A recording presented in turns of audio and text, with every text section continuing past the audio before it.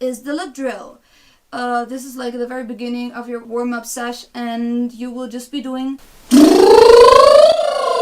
like BR, and you go from low to high, and your lips just drill. And if that's difficult for you, you can also put your fingers next to your lips and do it again. Do it again. Do it again. And really go from the highest to the lowest option.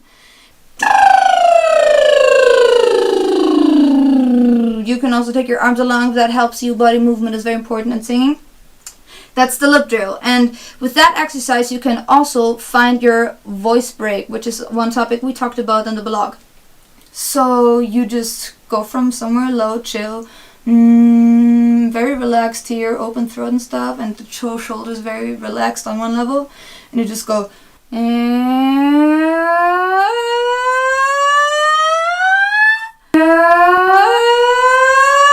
and that's your vocal break. And that's when your voice changes from your chest voice, la la la la la, the voice you speak in, to the falsetto voice,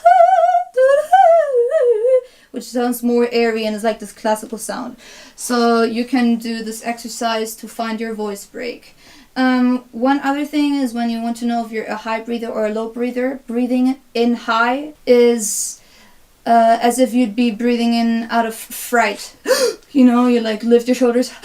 This is when you breathe high, your chest goes out.